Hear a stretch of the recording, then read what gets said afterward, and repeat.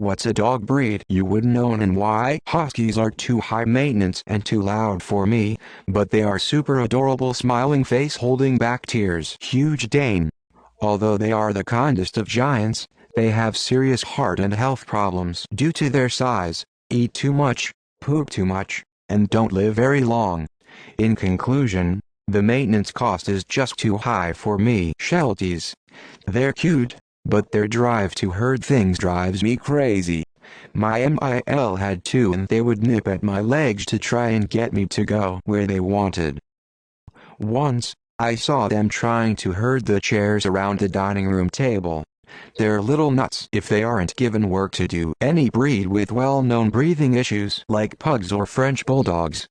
Also, any extremely high-energy breed like Belgian Malinois or Huskies. They're good fits for some people, but I am not one of those people. My wife is a vet tech at a critical care facility. I hear all the horror stories. Dogs I would not want to own. Large breeds with resultant short lives, Danes, Mastiffs. Breeds with breathing problems, Pugs, English Bulldogs. Breeds with known health issues, King Charles Spaniels, Boxers. And finally, personal preference, breeds that require a lot of care and feeding, pun intended. Belgian Malinois, Border Collie, Huskies, Bernese Mountain Dog, Saint Bernards. Belgian Malinois because I am way too lazy to keep up with the intensity they bring. I also can't own a dog smarter than me. Probably any dog that suffers from overbreeding like pugs. I also wouldn't buy a puppy from Kijiji regardless the breed. I just want a dog that is nice and will live forever. I look at my 4-year-old lab and have to cry thinking she won't be here with me one day, loudly crying face. I'm reading these comments as a dog mom of a Great Dane mix who turns 10 in January, and I'm so sad now remembering that his life isn't expected to last much longer. Frowning face. Luckily he's healthy, happy, and still has a ton of energy. Huskies. I don't want a dog that talks back constantly and destroys my house. French Bulldogs, or any dog breeds with breathing issues, they end up living a bit of a sad life. Akita species. They are one-person dogs, and if you aren't that person, you'll get nothing from them but indifference. Pit Bulls. I know plenty of people have them without issues, but I just wouldn't want to deal with a dog that's so prone to anxiety, and the results of that anxiety reactivity would be devastating. I work at the hospital and the worst bites are almost always either from pit bulls or some sort of bully breed mix or German shepherds. It's so common to the point that the hospital staff will take bets on what breed type of dog it is. Also, I just really don't like box-headed looking dogs with huge, wide jaws. It's just not physically appealing to me, and I don't find them cute at all. I would never own a pit bull. I know. It's the owner and not the breed. But I've had multiple terrifying interactions involving pit bulls that had wonderful, educated, and loving owners, and I'm allowed to be weary of them. I watched 2 pit bulls rip apart my son's puppy. They weren't even mad, they were just playing and having fun as they dismembered him. My mother and her husband were also hospitalized when their pit bull snapped at another dog for a treat, and when they went to grab the treat, the dog attacked them and dragged them through the house. They both required stitches and were ripped to the bone. It was awful. The house looked like a murder scene. I know that Dachshunds and Chihuahuas are the most aggressive breeds. You're more likely to get bit by them than any pit bull, but when they attack, you punt them across the room and you're fine. I couldn't defend myself against 100 pounds of pure muscle, and so I'll never put myself in that situation. I am uncomfortable around pit bulls and hate being around them. Dachshund because chronic pain. Belgian Malinois because the dog would be too strong for me mentally. I think beagles are the cutest, but holy shit they are loud. Probably pit bull.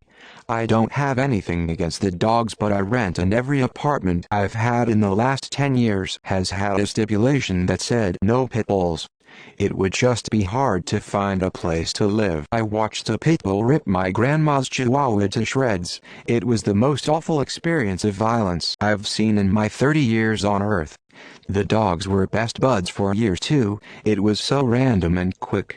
Nothing could have been done. I'll never be around a pit bull again as they're prone to these incidents. Drama doctors say they do more damage than any other dog and account for roughly 80% of hospital dog bites. Those things that look like walking carpets. It's why anyone picks those out of all the choices of dog. I'd never own a husky, pit bull and insurance. Not saying I don't like them. Just isn't worth the risk. Malinois. I've had dogs all my life and I know enough to know I wouldn't be able to train one the way they need to be trained.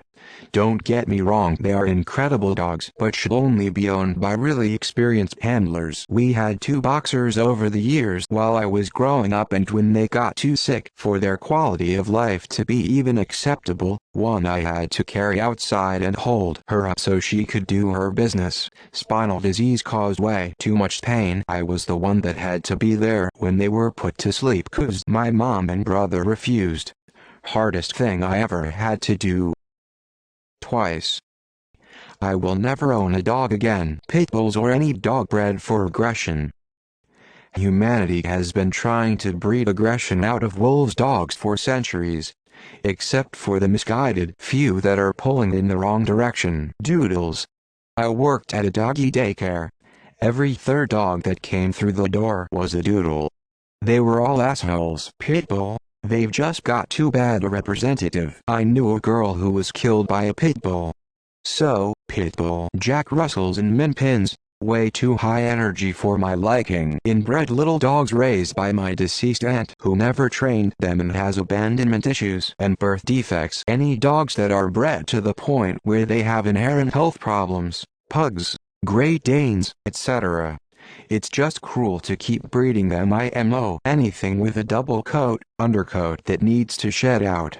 I do not have the time or patience for that kind of grooming, but I also always have to pick at the little clumps that come out and the dog would hate me. Also anything brachycephalic. I might rescue one, but I'd never pay for one in any way that would encourage a breeder to make more of them.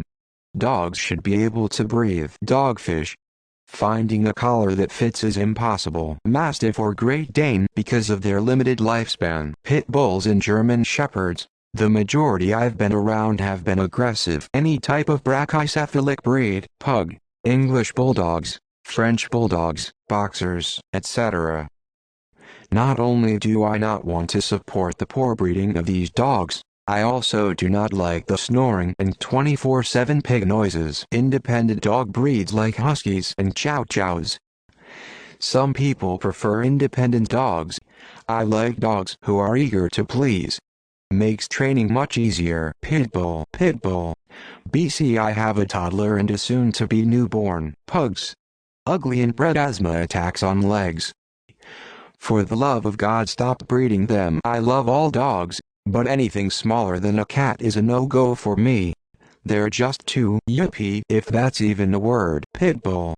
No explanation needed. A pit bull, because I don't want an objectively terrible dog that everyone is afraid of, and I'd also like to be able to purchase homeowner insurance one day. Pit bull.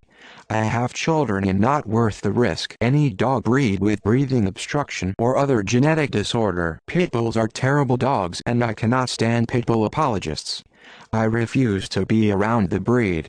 A couple of times in my life, I've entered a friend's home or gone to a party and been greeted by a friendly pit bull. Both times I told the host sorry, I have to leave because I won't be around their pit bull. One host was apologetic and understanding, and offered to put the dog away. I declined, as it's their home and I'm simply a guest in it. The other time, the host sort of laughed like I was ridiculous, and condescendingly told me to have a good day. Sorry, but being around your little angel is not worth the risk to my face or life. Pit. That one just needs to go extinct. Husky. Look, I think they are gorgeous, but every video of them shows that they are a handful and I just don't want that. Pit bulls. I don't want to get my face ripped off. Pit bulls. I like my face and don't want it eaten. French bulldogs. They're predisposed to many health issues due to years of unethical breeding methods like spinal problems, breathing difficulties, etc. I wouldn't be able to bear to see a Frenchie suffer if I would own one. I just can't. Any sort of pit bull, pugs, French bulldogs. Way too many health problems, too deformed, can't even breathe and they're really ugly. Anyone who says they're cute is a pathological liar. Pit bulls. I've heard way too many stories of people who have owned a pit bull since it was a puppy, and have it turn on the family and attack their kids. Also, like almost every dog attack video online is a pit bull. I'm sure there are some good pit bulls out there, but I don't want to risk it. Speaking of pit bulls, why is it the breed of choice for people in less than affluent areas? Pit bull. When I worked for a city shelter for a summer, I interacted with a lot of them. They're really sweet dogs, but they're a lot. They move like bulls in a china shop. They have Indiana Jones whip for a tail, they're default anxious and very clingy, and they make the most irritating yodeling sound when they get bored. I love how affectionate they are, but I couldn't imagine living 24/7 with a yodeler that constantly follows me around the house with a whip. Akita. I think they're dangerous, hair-trigger dogs. I don't even trust mutts that have purple spotted tongues, and Akita somewhere in the bloodline. As a paramedic, I did 4 dog attacks in my career. 3 were Akitas Border Collie. I have them and love them. They're too smart for the average pet owner. They're great, but not for the average pet owner. They require a lot of attention and stimulation. Quirks. They have them all. Edit. They're the best dog ever. You'll never have the connection to another breed like a Border Collie. Pit bulls. For entirely socio-economic reasons. Pit bulls, Stanfords and the like. I absolutely love them and enjoy playing with the ones my friends had, but I know I couldn't get to control them as they need, so I'll stay away. Dogs then can be very dangerous if raised incorrectly. A pug. My sister has one. It's kinda cute 'cause it's so ugly. The poor thing has so many health problems, most caused by breeding. Why do we think it's okay to inbreed recessive traits? Best dog I've ever had was a big stupid Bitzer from Dogs Trust. He was a bit of this and a bit of that. Old age got him, not congenitive disease. Pit bulls, because their natural instinct is to kill things smaller than it. They make up most dog attacks and murders. Pug or bulldog.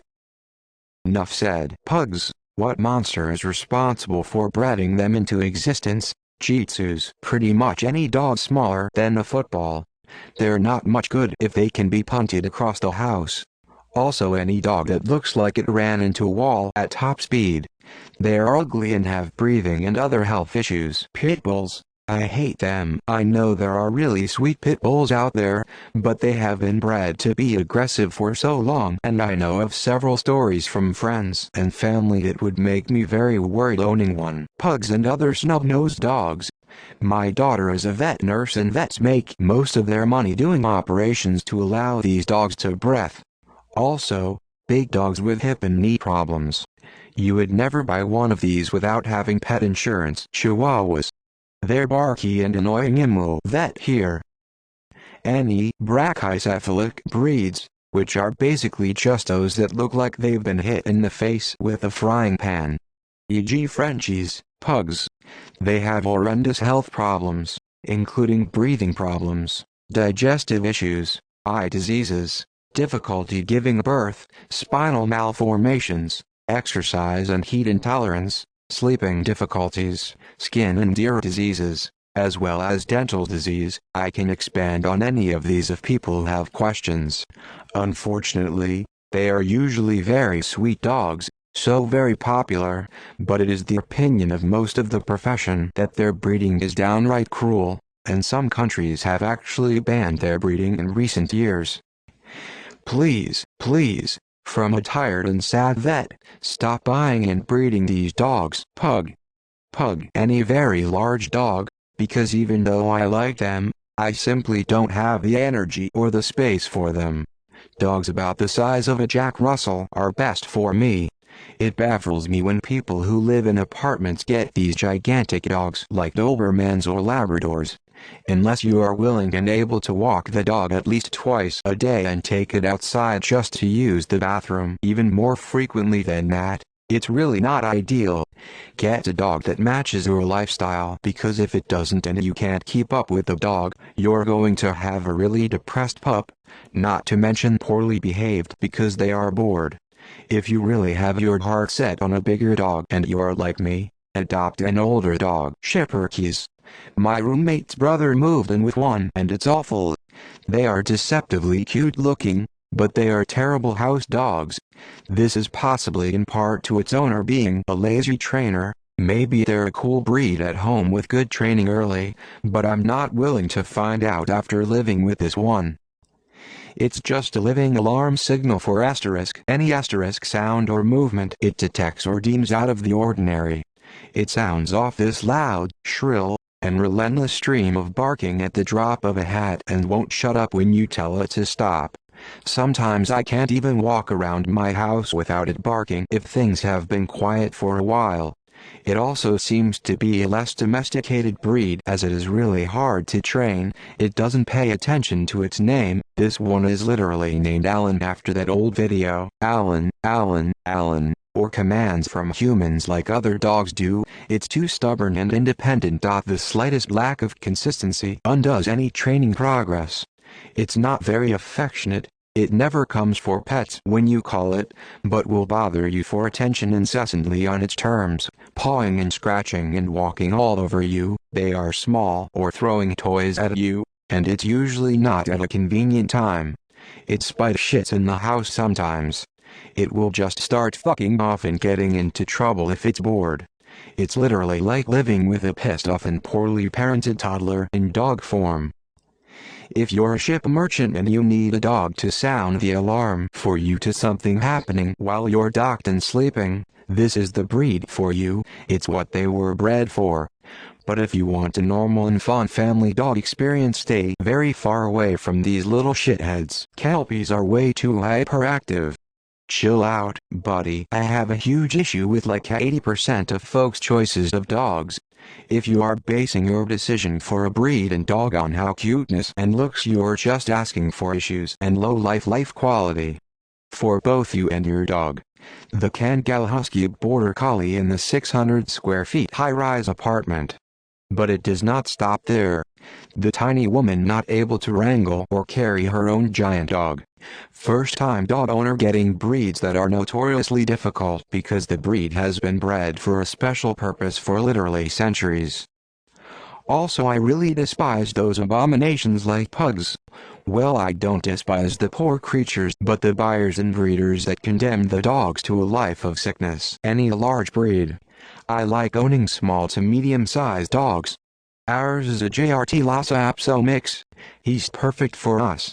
He has the energy of the Jack Russell but also the laziness of Lhasa Apso. I like that I can just pick him up and run if it's an emergency, and he eats like a bird, so no huge food bills, and his turds are tiny. Most small breeds, the need to be able to survive a day in their own if they get lost. Or any overly inbred like the ones with constant health and breathing problems but still cost $5,000. Definitely Pitbull. It ripped my friend's dog into pieces. Any dog who is bred to do something dangerous to something else, or to be extremely active. So no bully breeds, no fighting breeds, no protection dogs. I am not a good enough trainer, no intense herders or runners. I'm not active enough. So now we are down to lapdogs, some terriers. I know they're intense but they're small, retrievers, and maybe a particularly calm spaniel. And this doesn't mean I hate the other dogs, just that I couldn't give the other dogs a nice life. A Chihuahua would have a lovely life with me, being fussed and fed and played with and walked twice a day. A Husky would become mentally ill. Any small dog breed, but especially French Bulldogs. I hate French Bulldogs. Pugs are hideous. Great Pyrenees. The slobber is so bad, you might as well post a wet floor danger sign in your house. Also, Pitbull. My two were brothers. Together, they were nightmares. They jumped the fence, no matter how high I made it. God, I sure loved them, but they got loose and killed a kid's rabbit. I thought I was gonna go to jail. The owner was so sweet. She accepted pet food for his cat so my dogs weren't put down. They passed away a few years later anyway. They were not easy to train. I wish I could have done better. Pit bull. It'd be curtains for old Hoppy if it ever attacked me. Bulldogs, the amount of health issues they have is insane. And it's almost just cruel. The breed shouldn't even really exist in my opinion.